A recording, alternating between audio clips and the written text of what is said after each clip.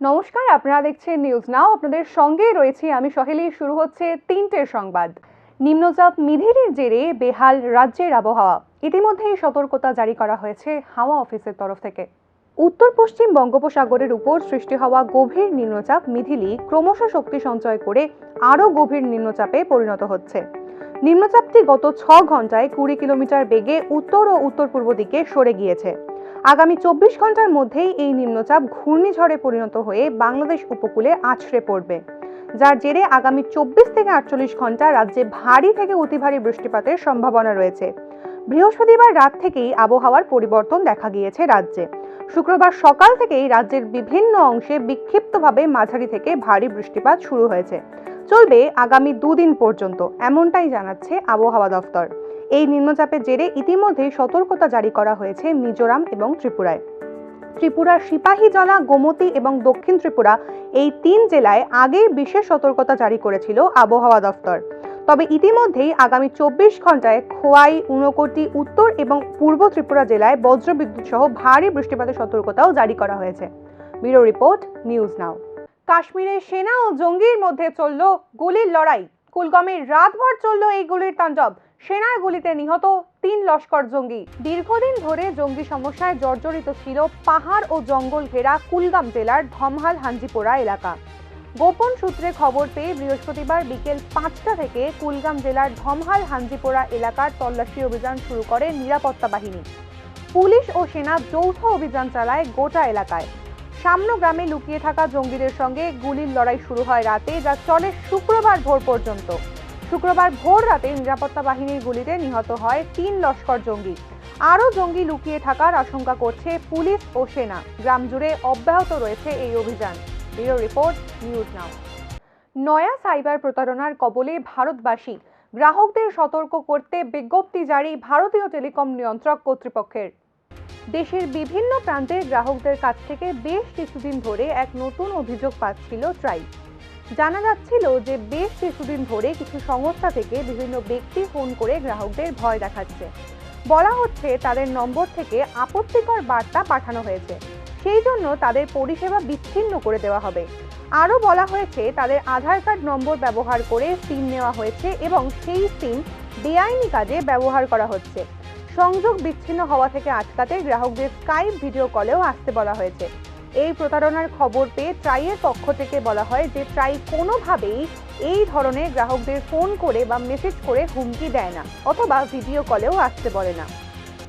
এই ধরনের কাজের জন্য কোনো সংস্থাকেও দায়িত্ব দেয়নি ট্রাই।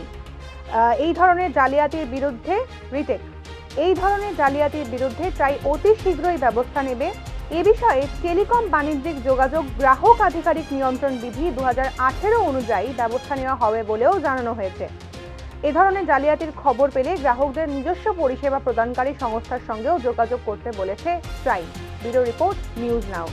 রাজ্যে প্রায় প্রতিদিনই দুর্ঘটনার খবর মিলছে। বৃহস্পতিবার রাতে সোনামুড়া মেলাগড় সড়কের ঘ্রান্তলি এলাকায় মোটরসাইকেল দুর্ঘটনায় মৃত্যু হয় এক যুবকের। ঘটনায় ফের অভিযোগ উঠছে ফায়ার সার্ভিসের গাফিলতির দিকে। বৃহস্পতিবার রাতে সোনামুড়া মেলাঘর সড়কের ঘ্রান্তলি এলাকায় বাইক দুর্ঘটনা ঘটে। প্রত্যক্ষদর্শীদের বিবরণ অনুযায়ী অতিরিক্ত গতিতে ছুটে আসা বাইকটি নিয়ন্ত্রণ হারিয়ে দুর্ঘটনায় পড়ে। দুর্ঘটনায় গুরুতর আহত হন 2 মোটরসাইকেল আরোহী। দুর্ঘটনার সঙ্গে সঙ্গে ফায়ার সার্ভিসকে খবর দেয় স্থানীয়রা। ফায়ার সার্ভিস এসে 2 জন আহতদের মধ্যে একজনকে মৃত বলে তাকে বাদ দিয়ে অপরজনকে উদ্ধার করে নিয়ে যেতে চায়। এই ঘটনার ফলে স্থানীয়দের সঙ্গে বিবাদ হয় ফায়ার সার্ভিস কর্মীদের। পরে ঘটনাস্থলে পৌঁছে পুলিশ 2 জনকেই উদ্ধার করে নিয়ে যায় স্থানীয় হাসপাতালে। সেখানে গিয়ে প্রীতম দাস নামের যুবককে মৃত বলে ঘোষণা করেন ডাক্তাররা। আশঙ্কাজনক অবস্থায় ভর্তি করা হয় অসীম দাস নামের অপর যুবককে। পালসার বাইকের 2 জন আরোহী শহর থেকে মেলাঘর থেকে যাইতেছে। গতি ছিল প্রায় 100 উপরে, মানে খালি কারেন্টের খাম্বার মধ্যে লাগিয়া মারা গেছে। আচ্ছা, এখন এই যে ফায়ার সার্ভিস আসে, ফায়ার সার্ভিস কি কাণ্ড করছে? তারা কইতেছে একজন তো তারা কইতেছে মারা গেছে।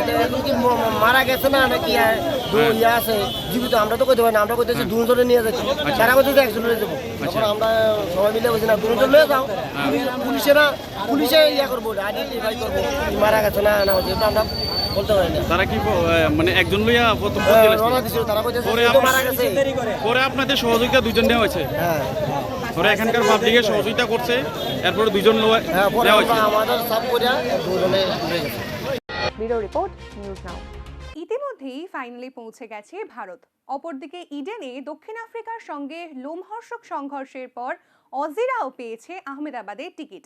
এখন দেখে নেওয়া যাক ভারত অস্ট্রেলিয়ার মুখোমুখি সংঘর্ষের পরিসংখ্যান। একদিবসীয় ক্রিকেট বিশ্বকাপে ভারত ফাইনালে উঠেছে 3 বার এবং জিতেছে 2 বার। অন্যদিকে অস্ট্রেলিয়া ফাইনালে উঠেছে 7 বার এবং জিতেছে 5 বার। ফাইনালে ভারত অস্ট্রেলিয়ার মুখোমুখি হয়েছিল একবার 2003 বিশ্বকাপে। কাপ হাতে তুলেছিল অজিরা। একদিবসীয় ক্রিকেটে মোট 149 বার মুখোমুখি হয়েছে দুই দল। ভারত জিতেছে 56 বার, অন্যদিকে অস্ট্রেলিয়া জিতেছে 83 বার। অমীমাংসিত 10 বার। বিশ্বকাপের আগে ভারত অস্ট্রেলিয়ার শেষ 5টি ওয়ানডেতে অস্ট্রেলিয়া জিতেছে 3টি, ভারত জিতেছে 2টি। তবে বিশ্বকাপের গ্রুপ পর্যায়ের খেলায় অপ্রতিরোধ ভারত অস্ট্রেলিয়াকে ধরাশয়ী করেছিল 200 রানের মধ্যে। 6 উইকেটে জিতেছিল ম্যাচ। অস্ট্রেলিয়ার বিরুদ্ধে ডবল সেঞ্চুরি আছে রোহিত শর্মার। বিরাট কোহলির ব্যাটিং অ্যাভারেজও যথেষ্ট ভালো এবং চলতি মৌসুমে দুর্দান্ত ফর্মে থাকা বিরাট ভাঙছেন একের পর এক রেকর্ড। তরুণ তুর্কি শুভমান এবং শ্রেয়াসও পছন্দ করেন অস্ট্রেলিয়ার বিরুদ্ধে খেলতে। ভারতীয় বোলাররা এই মৌসুমে পিচে টিকতে দিচ্ছেন না বিরোধী ব্যাটারদের। চলতি মৌসুমে 23টি উইকেট নিয়ে বোলারদের মধ্যে শীর্ষে রয়েছেন মোহাম্মদ শামি। তবে হাল ছাড়ার পাত্র নয় অস্ট্রেলিয়া, সেটা বুঝিয়ে দিয়েছেন ম্যাক্সওয়েল ওয়ার্নাররা। ওয়ার্নার, স্মিথ, লাবুসেন ভারতের বিরুদ্ধে বিধ্বংসী ব্যাটিং এর নমুনা রেখেছেন বেশ কয়েকবার। অস্ট্রেলিয়ার বোলাররাও যথেষ্ট বিপাকে ফেলেছে বিপক্ষ ব্যাটসম্যানদের। সেরা বোলারদের তালিকায় 22টি উইকেট নিয়ে শামির পরেই রয়েছেন অ্যাডাম জ্যাম্পা। তবে পরিসংখ্যানই শেষ কথা নয়, যে কোনো সময় যে কোনো পরিসংখ্যান যে বদলে যেতে পারে তাই তা বুঝিয়ে দেয় এই 22 গজের খেলা। এবছর কে কাপ হাতে তুলবে সেদিকেই তাকিয়ে গোটা ক্রিকেট মহল। রাজ্যে বৈরী সমস্যা সেরে গিয়েছে 1.5 দশক আগেই, তবে এখনও সরকারি কাগজে রয়ে গিয়েছে একসময়কার ত্রাস এনএলএফটি ও এটিটিএফ। এই দুই বৈরী সংগঠনকেই এবার নিষিদ্ধ ঘোষণা করল কেন্দ্রীয় স্বরাষ্ট্র মন্ত্রক। আবার 1 বছরের জন্য এনএলএফটি ও এটিটিএফকে রাজ্যে নিষিদ্ধ ঘোষণা করা হলো। প্রায় 3 দশক পুরনো রাজ্যের এই দুই বৈরী সংগঠনের তৎপরতা বন্ধ হয়ে গিয়েছে আরও 1.5 দশক আগে, কিন্তু সরকারি খাতায় তাদের অবস্থান এখনও সক্রিয় এবং বেআইনি কার্যকলাপ প্রতিরোধে নিষিদ্ধ। কেন্দ্রীয় মন্ত্রক প্রতি বছর এক বিজ্ঞপ্তি জারি করে দুই সংগঠনকে শুনানির জন্য ডেকে পাঠায়। দুই বৈরী সংগঠনের পক্ষে কোনো বছরই কেউ হাজিরা দেন না। যথারীতি পাল্টা বিজ্ঞপ্তিতে দুই সংগঠনকেই আবার 1 বছরের জন্য নিষিদ্ধ ঘোষণা করে কেন্দ্র সরকার। এই বছরও এক বিজ্ঞপ্তি জারি করা হয়েছে। দুই বৈরী সংগঠনকেই আগামী 15ই ডিসেম্বর হাজিরা দিয়ে জবাব দিতে বলা হয়েছে বিজ্ঞপ্তিতে। Bureau report, news now. এখনকার সংবাদ এই পর্যন্তই। পরবর্তী আপডেটস পেতে চোখ রাখুন নিউজ নাওয়ের পর্দায়।